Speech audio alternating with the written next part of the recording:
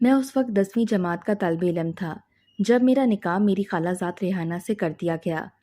مجھے وہ اس وقت بھی اچھی نہیں لگتی تھی، وہی دیہاتی سی ان پڑھ اور جاہل سی لڑکی۔ وہ اس وقت 12 سال کی ہوگی، لیکن کسی دلہن کی طرح سجی بیٹھی مجھے دیکھ کر یوں شرما رہی تھی جیسے میں اسے رخصت کروا کر لے جاؤں گا۔ میں نے آنکھ بھر کر بھی اسے نہیں دیکھا۔ مجھے اعلیٰ تعلیم کا شوق تھا، اس لیے میں شہر چلا گیا۔ جب بھی میں گاؤں آتا، خالہ کے گھر جاتا، وہ دروازے کی اوٹ مجھے جھانکنے لگتی۔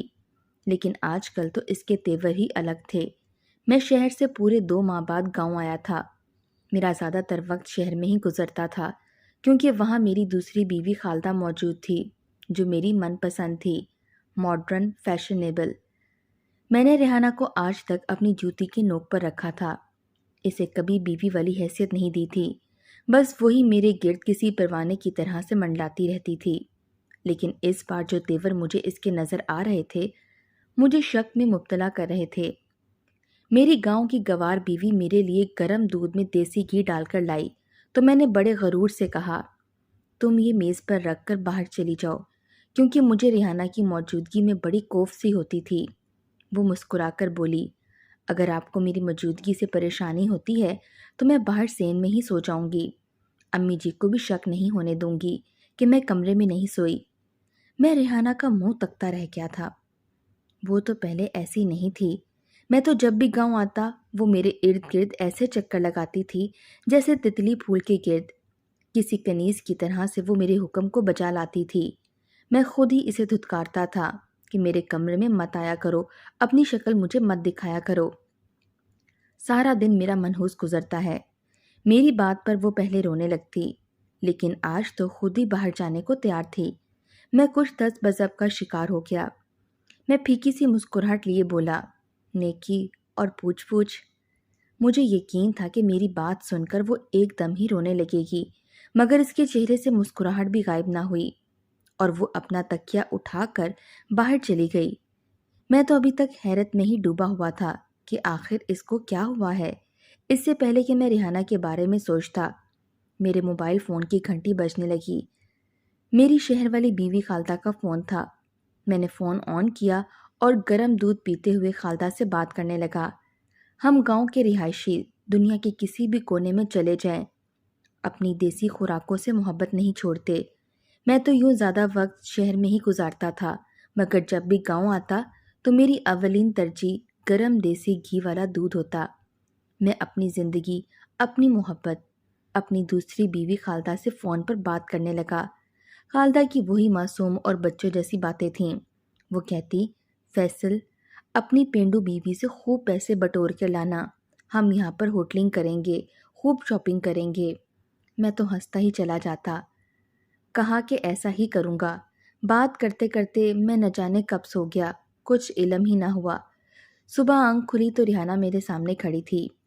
میرا مزاج ایک دم سے خراب ہو گیا تھا کہ اب اس کی بیکار باتیں سننی پڑیں گی، مگر مجھے حیرت تو تب ہوئی جب وہ مجھے دیکھتے ہی کمرے سے باہر چلی گئی۔ میں اٹھ کر نہایا، کپڑے تبدیل کیے، وہ ناشتہ میرے سامنے رکھ کر فوراً سے میرے سامنے سے غائب ہو گئی اور کمرے میں چلی گئی۔ میرے لیے اس کے یہ سب انداز نرالے سے تھے، جو مجھے اندر سے بے چین کر رہے تھے۔ وہ پہلے کسی زر خرید غلام کی طرح میرے سامنے کھڑی رہتی تھی کہ میں خود اسے کہہ دیتا کہ دفع ہو جاؤ یہاں سے، مجھے جب کسی چیز کی ضرورت ہوگی میں خود مانگ لوں گا۔ ناشتے کے بعد میں کھیتوں کا چکر لگانے کے لیے بھی تیار ہو گیا تھا، مگر ابھی تک وہ کمرے میں واپس نہیں آئی تھی۔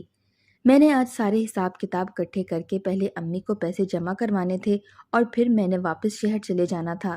میں کھیتوں کا چکر لگا رہا تھا، لیکن جو بات میں نے گاؤں کی عورتوں کے بارے میں سنی، میرا ریحانہ پر شک پختہ ہونے لگا کہ جب ہمارا ایک ملازم بھاگتا ہوا میرے پاس آیا اور بولا، چودھری صاحب، میری بیوی گھر سے بھاگ گئی ہے، کچھ کیجیے، میری خاطر، میرے چھوٹے چھوٹے بچوں کی خاطر۔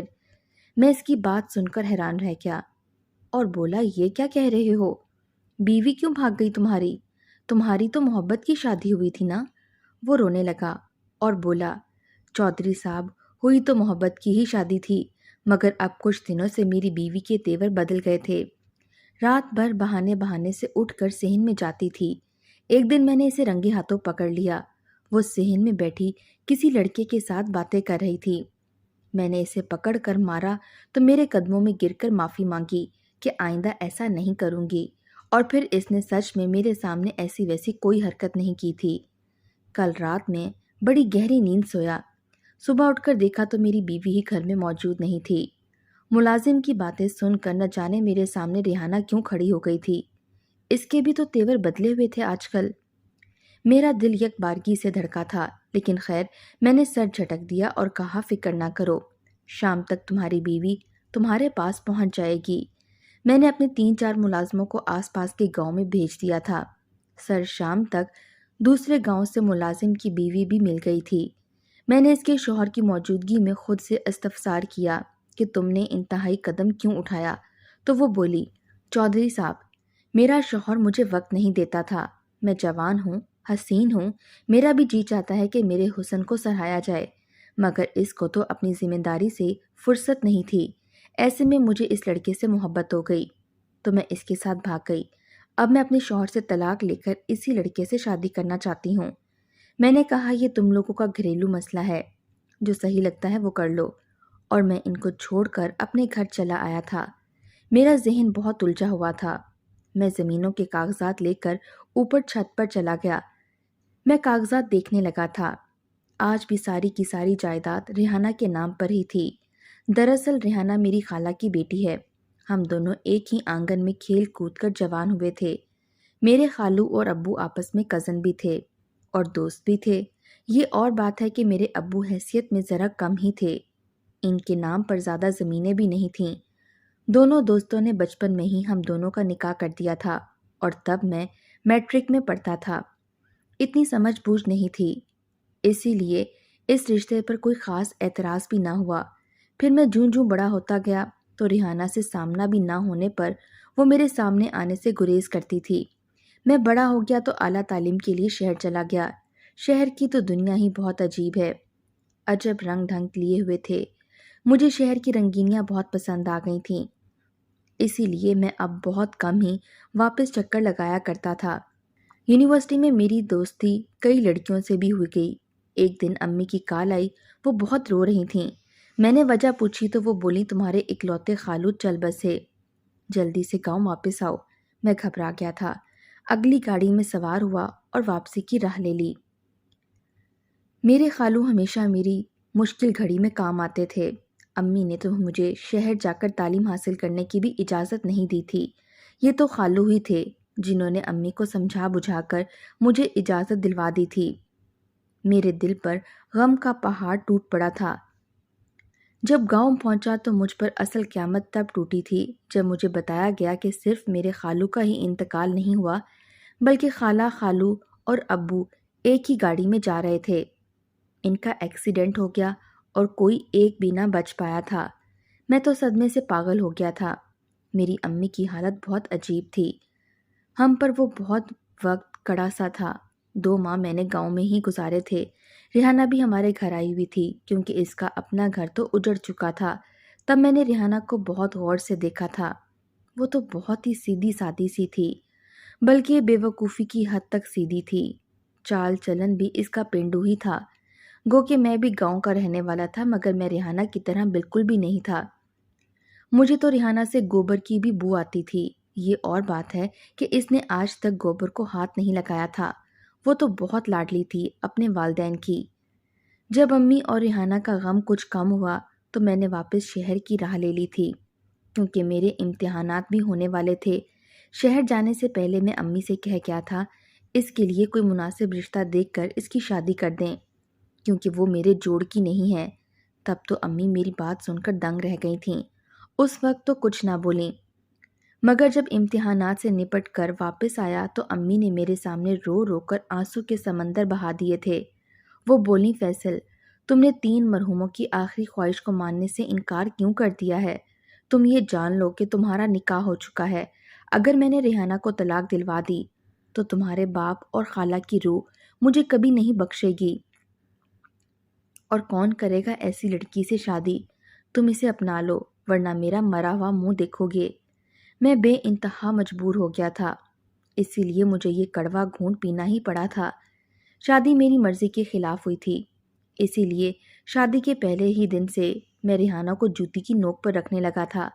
کچھ عرصے بعد مجھے معلوم ہوا کہ ریحانہ تو خالو کی کروڑوں کی جائیداد کی مالکن ہے، اور اب اس جائیداد کی دیکھ بھال بھی مجھے ہی کرنی تھی۔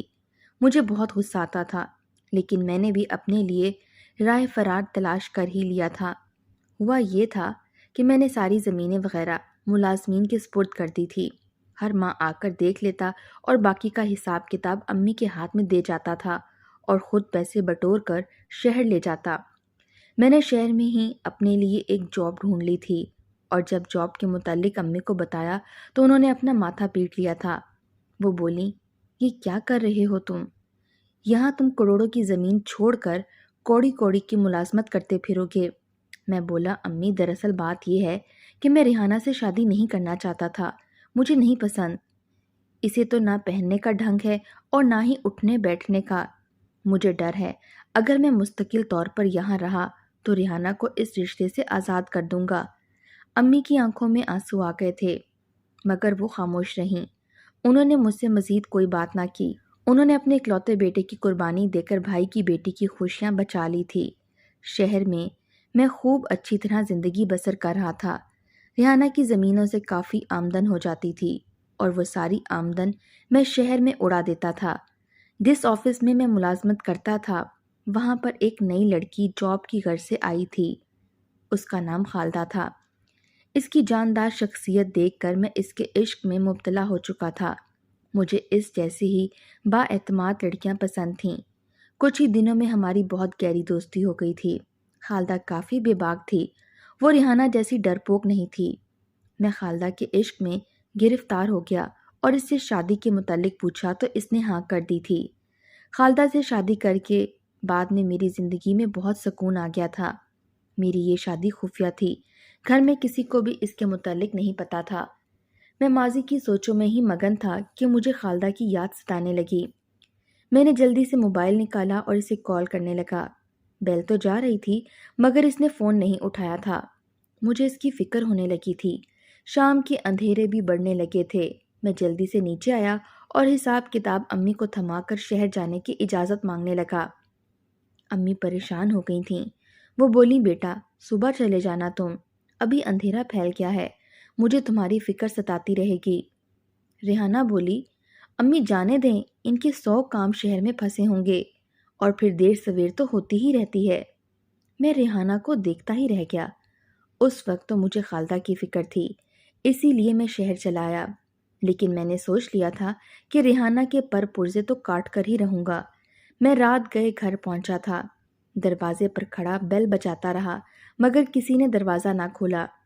یوں ہی مجھے کھڑے کھڑے 10 منٹ ہو گئے، تب کہیں جا کر خالدہ نے دروازہ کھولا تھا۔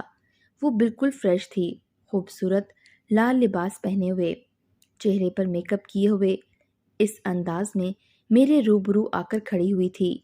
میں بولا، خالدہ تمہاری حالت دیکھ کر یہ تو ہرگز نہیں لگتا کہ تم سو رہی تھی، پھر مجھے اتنی دیر انتظار کیوں کروایا؟ تو وہ بڑی ادا سے بولی، میں سو ہی رہی تھی، مگر جب بیل ہوئی تو نیند ٹوٹ گئی۔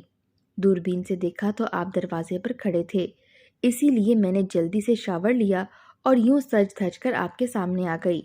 اب یوں انسان اچھا تو نہیں لگتا نا کہ اتنے دن بعد شوہر گھر واپس آئے تو بیوی عجیب سے ہولیے میں اٹھ کر شوہر کے سامنے آ جائے۔ میں مسکرا دیا اور بولا، خالدہ بات تو تم نے مناسب ہی کی ہے۔ خالدہ ایسی ہی تھی، اس کی صحبت میں سب کچھ بھول جاتا تھا، ہر گلہ ہر شکوہ۔ خالدہ نے مجھ سے شاپنگ کی فرمائش کر دی تھی۔ وہ مہنگی چیزوں کی بہت شوقین تھی، اور میری تنخواہ تو اتنی تھی نہیں کہ اس میں خالدہ کے شوق پورے کر سکتا۔ اسی لیے اب میں ریحانہ کی زمین کا لالچ بھی کرنے لگا تھا کہ اگر اس نے مجھے چھوڑ کر کسی اور سے شادی کر لی تو ساری زمین اس کے شوہر کے پاس چلی جائے گی اور میں خالی ہاتھ رہ جاؤں گا۔ مجھے شہر میں بھی رہ کر ریحانہ کے عجیب رویے کا خیال آتا رہا، اسی لیے میں 1 ہفتے شہر میں رہ کر کام کا بہانہ بنا کر گاؤں چلا آیا تھا۔ خالدہ بہت روئی تھی، وہ مجھے جانے کی اجازت ہی نہیں دے رہی تھی۔ وہ کہتی تھی کہ آپ کے بغیر میرا دل نہیں لگتا اور مجھے ڈر بھی بہت لگتا ہے، مگر میں کیا کر سکتا تھا؟ میری بھی مجبوری تھی۔ خیر اس کے ڈر کا تو میں نے انتظام کر دیا تھا اور اسے نیا چوکیدار بھی رکھوا دیا تھا۔ میں گھر پہنچا تو امی گھر پر موجود نہیں تھیں، جبکہ ریحانہ بہترین لباس میں ملبوس تھی۔ اس نے بہت سارا میک اپ بھی کیا ہوا تھا، ہاتھوں پر بھی مہندی سجی ہوئی تھی۔ میں نے اسے پوچھا یہ تیاری کیوں کر رکھی ہے تو وہ بھولے پن سے بولی، اپنی سہیلی کی شادی بلکہ خانہ بربادی میں گئی تھی، اسی لیے تیار ہوئی تھی۔ اسے اس کی بات پر بے تحاشا ہنسی آئی تھی۔ زندگی میں پہلی بار وہ مجھے اچھی لگی تھی، یا شاید میرے اندر کہیں یہ ڈر تھا اگر میں نے اس کی خواہشات کا خیال نہ رکھا تو وہ مجھ سے طلاق ہی نہ مانگ لے۔ میں نے اسے ہاتھ سے تھاما اور اپنے کمرے میں لے گیا تھا۔ مجھے اس دن پہلی بار احساس ہوا تھا کہ ریحانہ بیچاری اتنی بھی بری نہیں تھی جتنی مجھے لگتی تھی۔ سجی سنوری وہ خالدہ کو بھی مات دیتی تھی۔ شام میں امی گھر آئیں تو ہم دونوں کو ایک ساتھ دیکھ کر بڑی خوش ہوئی تھیں۔ وہ تو میری بلائیں لیتی نہ تھکتی تھیں۔ رات ہوئی تو مجھے پھر سے ریحانہ نے گرم دودھ میں گھی ڈال کر پکڑا دیا، جسے پیتے ہی میں سو گیا تھا۔ صبح میں سو کر اٹھا تو بہت حیران تھا کہ رات بھر میں اتنی دیر تک کیوں سوتا رہا۔ شہر میں تو مجھے لیٹ سونے کی عادت تھی، مگر گاؤں میں 9 بجے ہی سو جاتا تھا۔ دن بھر وہ مجھ سے دور دور ہی رہی، یہاں تک کہ میں کوئی بات بھی کرتا تو وہ اس کا جواب نہ دیتی۔ میں نے اسے وجہ پوچھی تو وہ بولی، آپ بلا وجہ ہی سوچ رہے ہیں، ایسی تو کوئی بات بھی نہیں ہے۔ میں چپ کر گیا۔ شام کے 6 بجے تو مجھے شہر سے چوکیدار کی کال آ گئی۔ وہ بولا، صاحب جی، یہاں شہر میں مسئلہ ہو گیا ہے، آپ جلدی سے یہاں پہنچیں۔ اس مسئلے کے متعلق بی بی جی سے بات مت کریے گا، وہ پریشان ہو جائیں گی۔ بہتر تو یہی ہے آپ انہیں اپنی آمد کے متعلق بھی کچھ مت بتائیے۔ میں نے چوکیدار سے کہا کہ وہ فکر نہ کرے، میں رات تک پہنچ جاؤں گا۔ اس بار بھی میں ریحانہ کا راز جانے بغیر ہی جا رہا تھا۔ میں جانے لگا تو ریحانہ نے مجھ سے ملنا بھی گوارا نہیں کیا تھا۔ میں گاڑی میں بیٹھا لاشعوری طور پر ریحانہ اور اس شام کے متعلق سوچتا رہا جو اس کے ساتھ بتائی تھی۔ رات 11 بجے کے قریب میں گھر پہنچا تھا۔ میں نے چوکیدار سے سوال کیا کہ کیا مسئلہ ہوا ہے۔ وہ بولا، صاحب جی، گھر کی جانب مسئلہ ہے، آپ گھر کی یہ چابی لے کر خود ہی گھر میں داخل ہو جائیں، آپ کو مسئلہ نظر آ جائے گا۔ میں نے سر ہلا دیا اور چابی لے کر گھر میں داخل ہو گیا۔ مجھے اپنے بیڈ روم سے آوازیں آ رہی تھیں۔ دل ڈوبنے لگا کہ اس ٹائم میرے گھر کون آیا ہوا ہے۔ میں جیسے ہی آگے بڑھا تو یہ دیکھ کر قدموں تلے سے جان نکل گئی کہ خالدہ کے ساتھ ایک لڑکا انتہائی بے تکلفی کے ساتھ بیٹھا باتیں کر رہا تھا، اور جیسے ہی ان دونوں کی نظر مجھ پر پڑی تو وہ گھبرا گئے۔ میں ابھی تک بے یقینی کی حالت میں تھا۔ وہ لڑکا ہوشیار نکلا۔ اس نے میری اس حالت کا فائدہ اٹھایا اور میرے پہلو سے نکل کر بھاگ گیا۔ میں نے آگے بڑھ کر خالدہ کے منہ پر تھپڑ دے مارا اور بولا، یہ کون تھا؟ خالدہ رونے لگی اور بولی، وہ میرا بھائی تھا، اس لیے اس کو بلوا لیا۔ اتنے میں چوکیدار کی آواز آئی۔ وہ بولا، صاحب جی، یہ لڑکا آپ کے جانے کے بعد ادھر ہی رہتا تھا، میں اس کو پکڑ لایا ہوں۔ میں نے مار مار کر لڑکے کی درگت بنا دی تھی۔ خالدہ رو رو کر مجھ سے اس لڑکے کی زندگی کی بھیک مانگنے لگی۔ وہ بولی، فیصل، یہ لڑکا میری پہلی اور آخری محبت ہے۔ ہم دونوں بچپن سے ہی ایک دوسرے کو چاہتے تھے، مگر ہم دونوں ہی بہت غریب گھرانوں سے تعلق رکھتے تھے۔ ہم نے یہ طے کر لیا تھا کہ جب تک کچھ بن نہ جائیں شادی نہیں کریں گے۔ میں نے آفس میں جاب شروع کر دی۔ وہاں جا کر پتہ چلا کہ ایک کروڑ پتی چودھری میرے عشق میں مبتلا ہے۔ جب آپ نے شادی کے متعلق پوچھا تو میں نے ہاں کہہ دیا تھا، کیونکہ اس شادی سے مجھے اور عاقب کو بہت فائدہ ہونے والا تھا۔ میں آپ کی ساری جائیداد ہتھیانا چاہتی تھی، اسی لیے میں آپ کے ساتھ محبت کا ناٹک کرنے لگی تھی۔ میں نے خالدہ کے منہ پر تھپڑ دے مارا تھا۔ وہ بولی، اب آپ کو میری سچائی کا علم ہو ہی چکا ہے تو مجھے طلاق دے کر آزاد کر دیں۔ میں بولا، نہیں خالدہ بی بی، کبھی بھی نہیں، تم نے مجھے دھوکہ دیا ہے، اس کی سزا تو تمہیں مل کر ہی رہے گی۔ اب تم اسی گھر میں قید رہو گی، نہ میں تمہیں اپناؤں گا اور نہ ہی چھوڑوں گا۔ تم میری نہیں ہوئی تو کسی کی بھی نہیں ہونے دوں گا۔ میں اسے وہیں چھوڑ کر خود گاؤں واپس چلا گیا تھا۔ میں صبح سویرے گاؤں پہنچا تو امی بہت پریشان ہوئیں۔ وہ بولیں، بیٹا کیا بات ہے جو تمہیں نہ تو شہر میں سکون ملتا ہے اور نہ ہی گاؤں میں؟ میں چپ ہی رہا تھا۔ مجھے دیکھ کر ریحانہ کو ذرا بھی خوشی نہیں ہوئی تھی۔ میں اپنی ایک بیوی سے دھوکہ کھا چکا تھا، دوسری پر اعتبار نہیں کر سکتا تھا، اسی لیے میں نے اس کے معاملات پر گہری نظر رکھنا شروع کر دی تھی۔ میں اسے اپنے پاس بلاتا تو وہ کام کا بہانہ بنا کر اٹھ جاتی۔ ایک دوپہر میں سو کر اٹھا تو گھر کو خالی پایا۔ ملازمہ سے ریحانہ کے متعلق پوچھا تو اس نے بتایا کہ وہ چھت پر گئی ہے۔